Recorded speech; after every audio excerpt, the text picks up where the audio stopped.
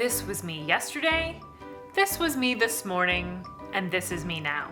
In this story, I'm going to tell you how I got from this to this, and then from that to this.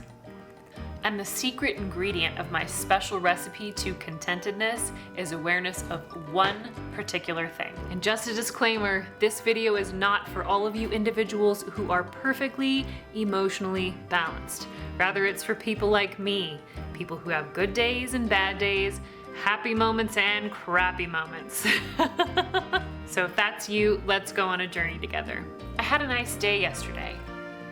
I took the afternoon off to go see a waterfall that I'd been wanting to see for a really long time. It was gorgeous, way bigger than I expected it to be even, and I got some really awesome footage for a video that I'm working on. The evening went well, but at bedtime I could not get to sleep. There was so much tossing and turning and all these racing thoughts, and finally at 1 a.m.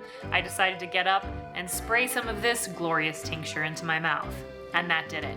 Then at 5:40 a.m., this one woke up. She had to poop. And then at 6:30 a.m., she realized that she hadn't fully finished that task, and I had to let her out again.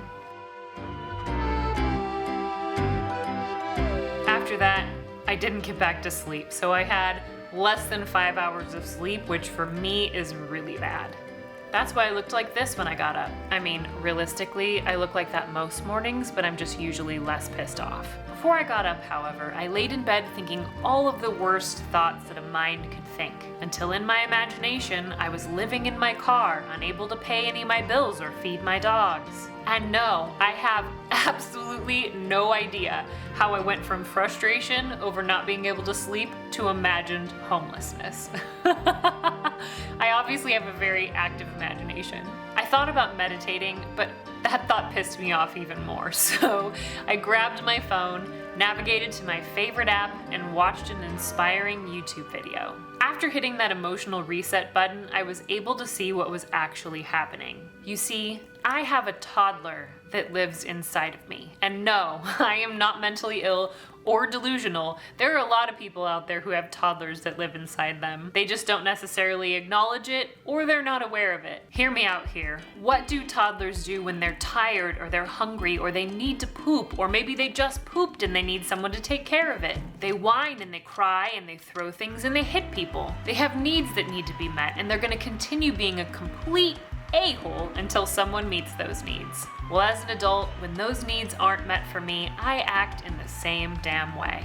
I mean, I don't hit people, but I do sometimes throw things, and I cry and I whine when I'm all alone and there's no one around to see me. Though if I'm hangry and you happen to be around, you might want to tread carefully. So after this, I realized that I was letting my inner toddler run the show, and that was just complete bullshit. So I decided to meet some of my unmet needs. Obviously, sleep was out of the question at that point, adjust my attitude, and make a video about it. Did any of you hear this growing up as a child? You need an attitude adjustment, young lady. So I got up, took a shower, gave myself a much needed haircut, and then attempted to meditate, but I kept on nodding off.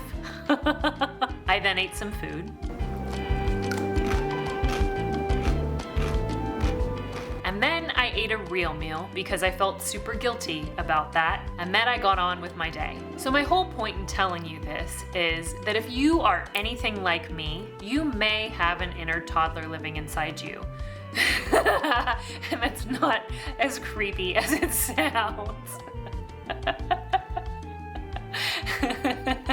So next time you feel frustrated, maybe you're throwing things, you're whining and you're crying, stop to think, okay, do I have any needs that need to be met right now, and can I possibly meet them so I can stop acting like a child? And then meet those needs. Ideally, you'll stop and ask yourself this question sooner than later. Trust me, you'll thank yourself for it.